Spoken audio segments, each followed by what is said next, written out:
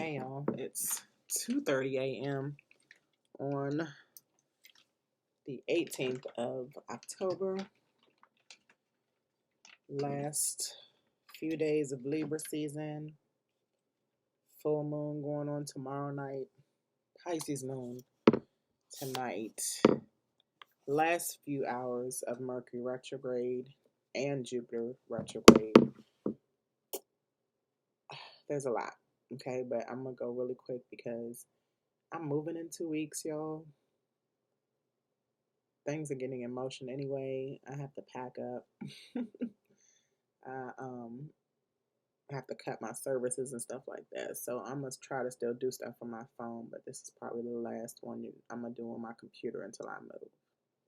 So again, it is October the 18th. Let's go through this really quick. Shout out to Cam White, who always kind of sets up how I set up mine for the weekly, and whatever I'm in tuned in with what he says, I give my own interpretation, as well as Molly McCord. I wanted to shout out another young lady. I'll have to put her in the comments. She did the Scorpio South Node, Taurus North Node. Brilliant.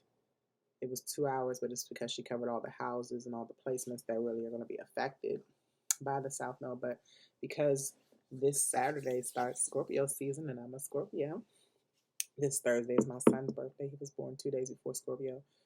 The 15th was my sister's birthday. My son was due on my sister's birthday. Had a really busy weekend with my son. He's definitely gonna be with his dad on his birthday. So we celebrated this weekend while my nephew was here, while my sister was celebrating her birthday. So long story short, Libras did it up this year. My sister is 50. My son will be 15. Shout out to all the Libras. And in your last week, because after that, after Friday, it's our time.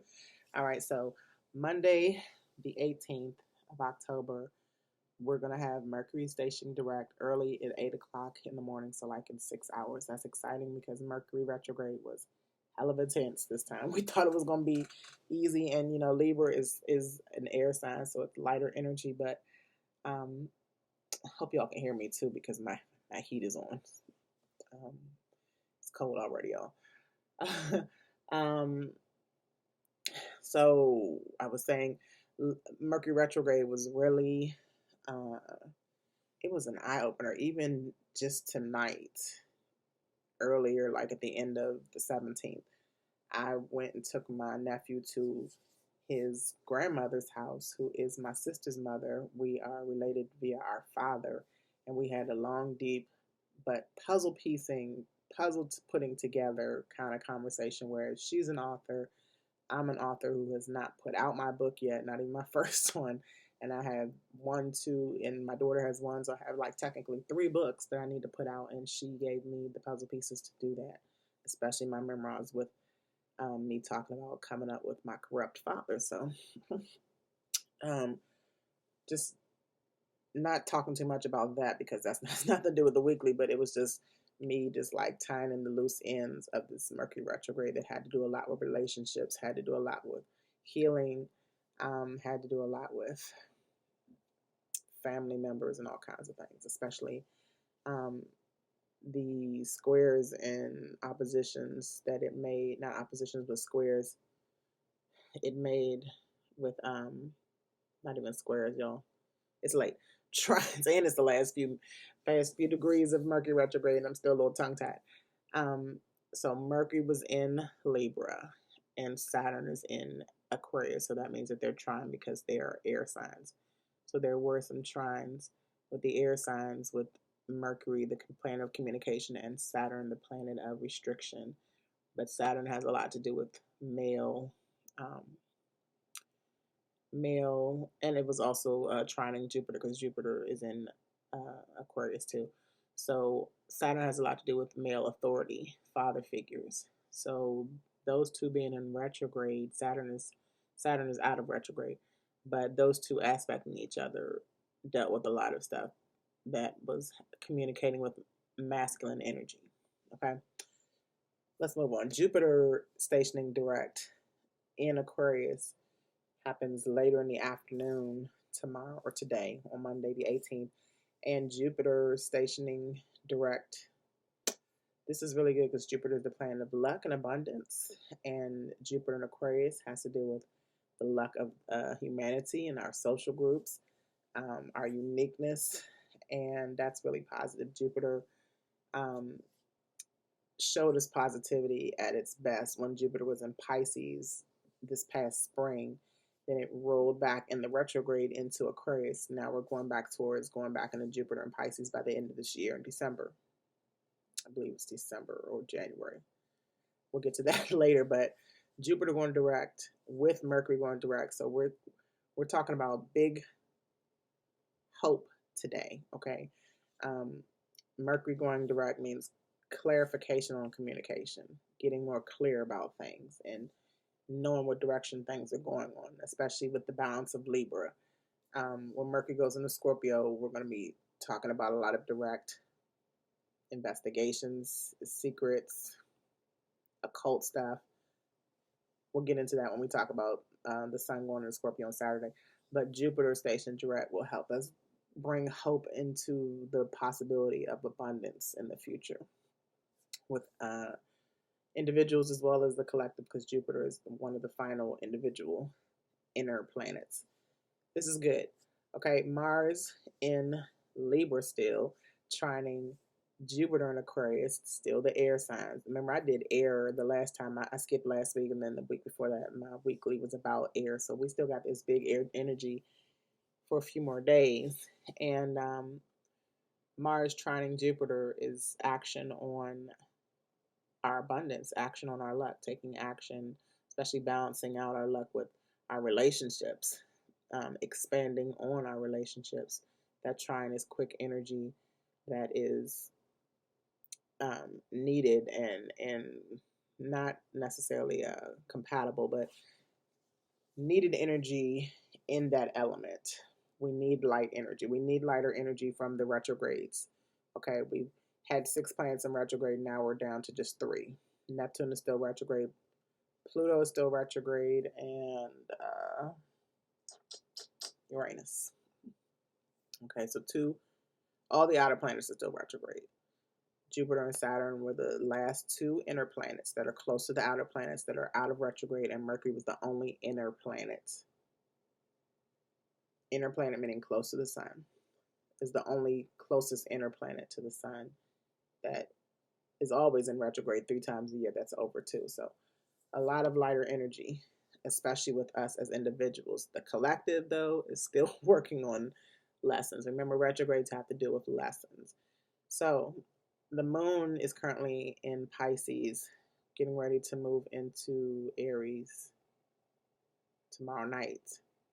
The moon is going to oppose Mercury tomorrow night because Mercury's in Libra, and the opposite sign of Libra is Aries. Then it's going to trine Venus in Sagittarius. So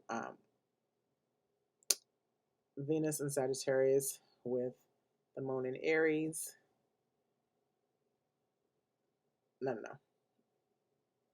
Where am I?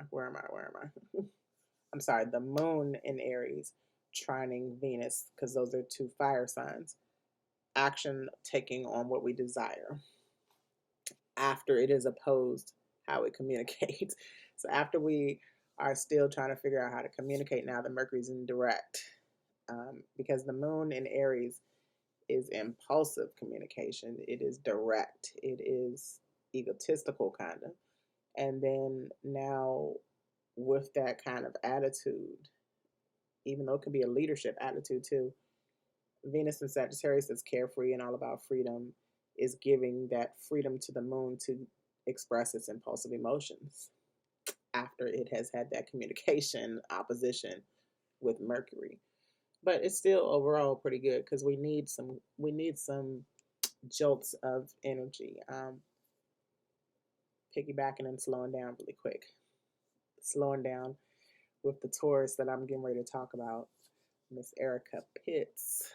And Erica, you gotta remind me of your married name now. So Erica just reminded me when I put a post up, because I have Mars energy, being a Scorpio, that I need to be a little bit more compassionate about getting my point across, but it still needs to come across, and that I was doing good. So shout out to Erica for that, for a reminder, because that is one of the main things I'm working on other than my relationships, is how I bring across my energy and what I'm passionate about. Mars has to do with passion. So the moon being ruled by Mars right now, with moon in Aries being a full moon, uh, everything is super passionate right now. And where my point is definitely valid, I have to bring it across to people in various ways that the point gets across and doesn't, I don't lose anybody due to my negligent impulses. Okay, Tuesday, because that was a lot about Monday, and I said I wanted this to be short. Tuesday, the 19th, the moon will sextile, so that's compatibility between fire and air and water and um, earth. So this is fire and air. The moon is in Aries, sextiling Jupiter, that is just going direct now. So our emotions are expanding in a light way with Jupiter and Aquarius, and a humanitarian way with Jupiter and Aquarius, and an impulsive emotion, but leadership kind of way. Sextiles are compatible, so it's like the moon is the Jupiter is helping the moon expand what I was just talking about, like it express itself in a more blissful, positive way, which is Jupiter. And then it opposes Mars because Mars is in Libra, like we said, and so the moon will oppose Mars after that sextile, which is just, the action. Mars rules Aries, so that action is still between the Aries energy and Libra balancing out. It'll be fine. The passionate expressions that the Mars energy wants to give will be cooled down and not so heavy on our shoulders, so to speak, with emotions from the full moon. But this full moon is definitely going to be powerful. I'm going to try to do a separate one by tomorrow. We'll see. But the full moon in Aries is definitely going to be a powerful,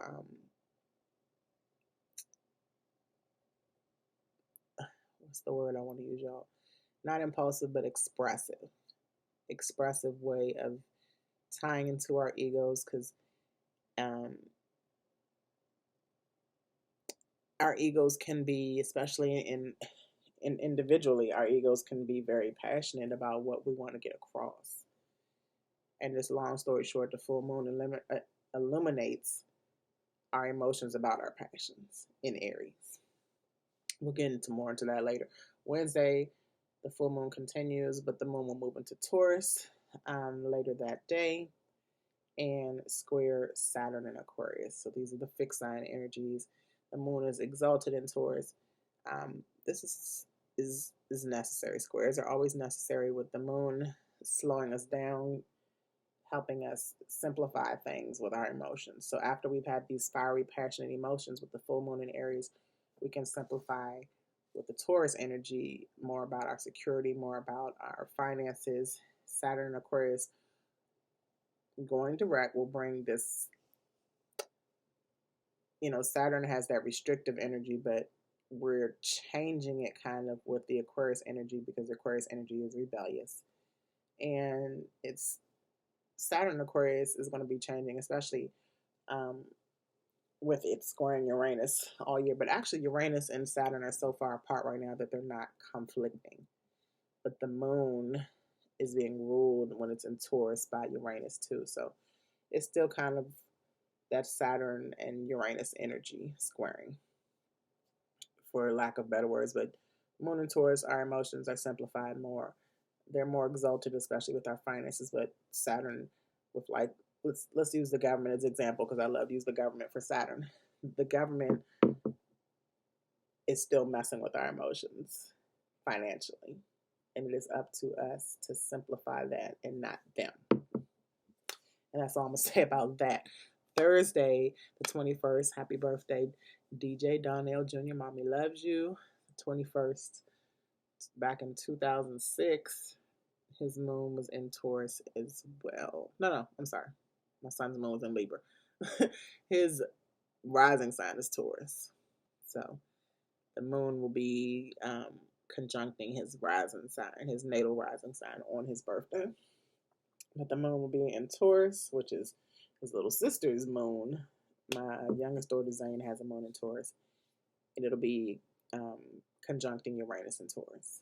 That is, again, rebellious energy with a stable, simpler way to keep your emotions intact and figure out unique ways with money, security, food even.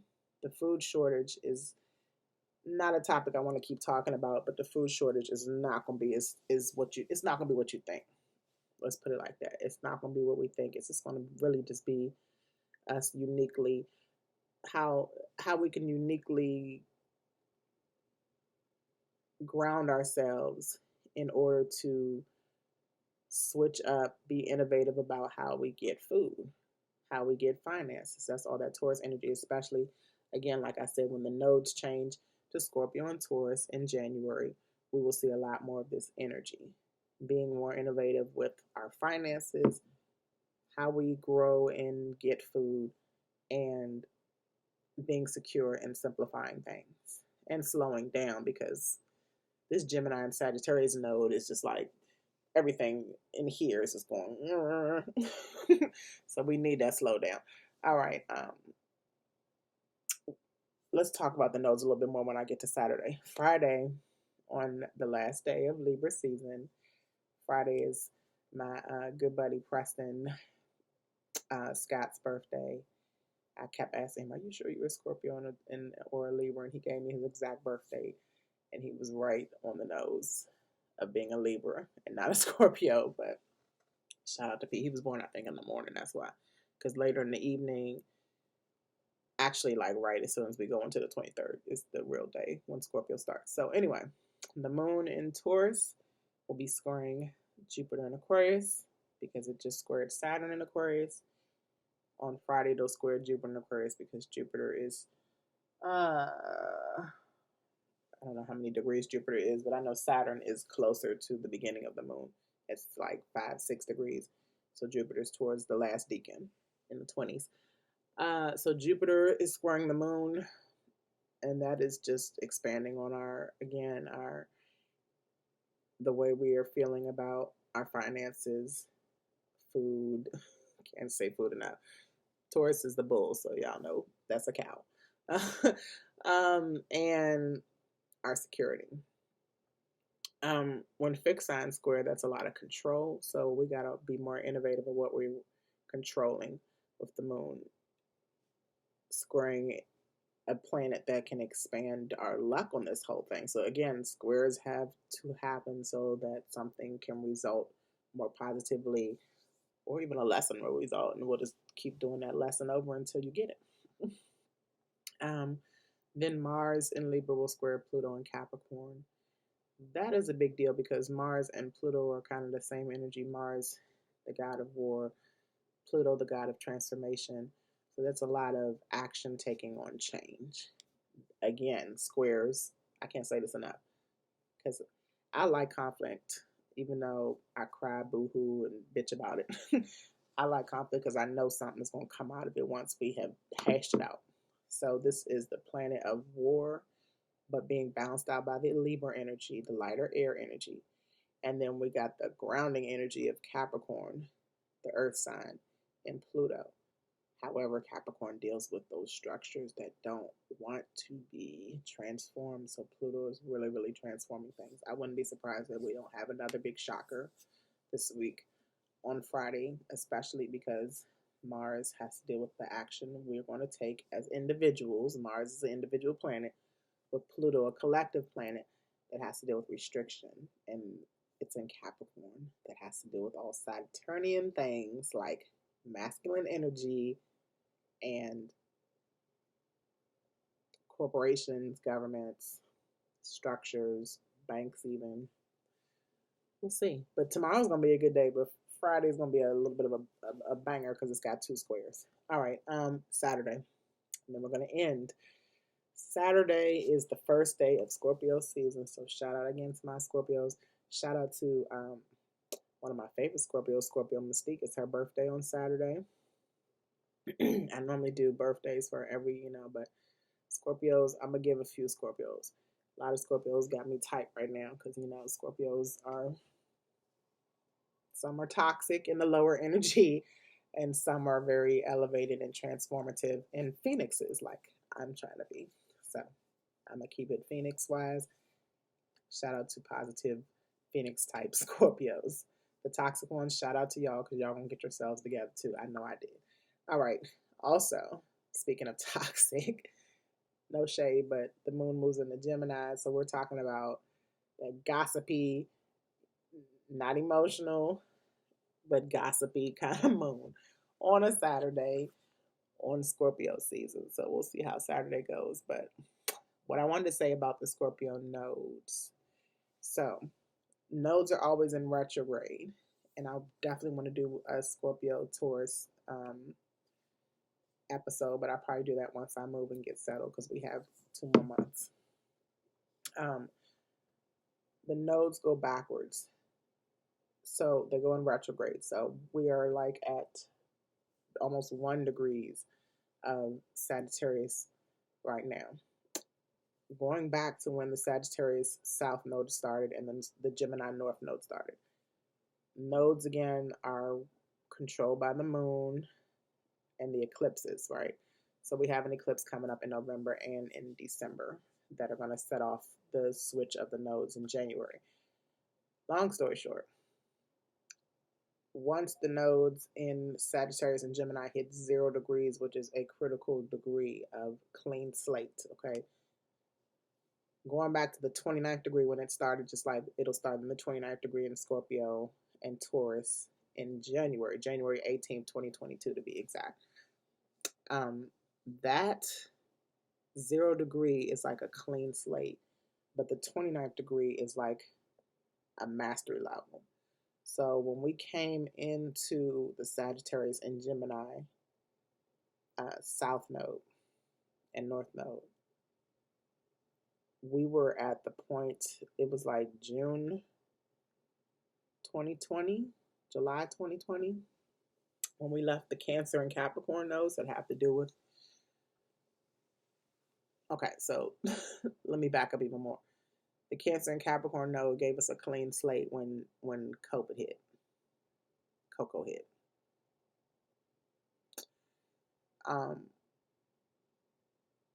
Actually, it was coronavirus back then because it switched to Coco later on. So anyway, it was like we got a clean slate on the world. The earth got, a break. Outside, the animals, the birds, the grass, everything got a break because we got a clean slate. That's 0 degree when Cancer and Capricorn switched right before it went into the Sagittarius and Gemini nodes. So long story short with that, the earth had to, our beliefs were in one point and now they're at another point. So Sagittarius has to do with your beliefs, our philosophies, our higher education, all those things. School shut down, even though it was the summertime, they made a decision that we shouldn't go back into school until later on. So we didn't go back into school. A lot of us started to awaken on that mastery level of Sagittarius. A lot of information came in. Like that was when I was sitting at home just getting all these kind of information. I've been having revelations about last summer in 2020 just now because of these nodes.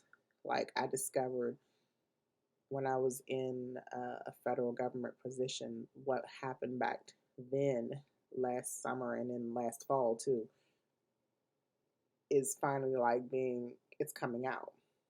Now, speaking of things coming out, when it hits the 29th degree of Scorpio, I feel like we're going to have a whole lot of secrets come out, especially right before the Scorpio ruled planet Pluto has its return in February of 2022.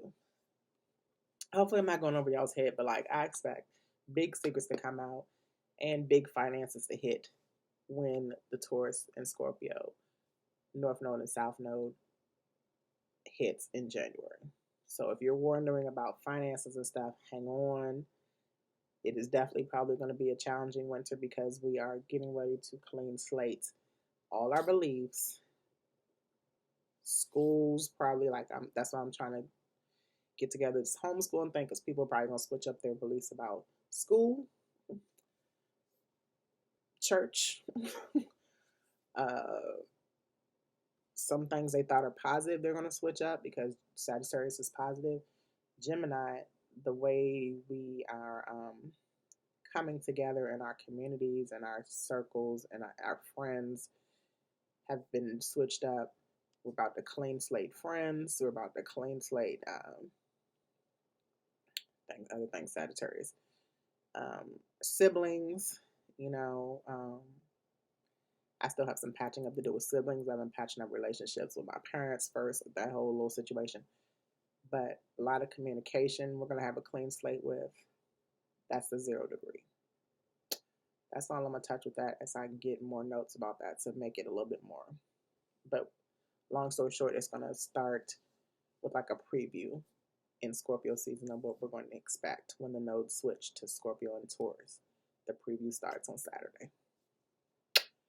Peace. Thank you for listening. I'm TMZ, teaching everyone abundantly, empowering many. Zakia, enlightening every day. This is Get a Life Astrology, growing into divine adults and loving yourself forever. Hopefully I didn't look too dry, but again, it is 2:56 a.m. and I'm ready to go to bed. So I'm going to just probably put this out just like this and see y'all next time.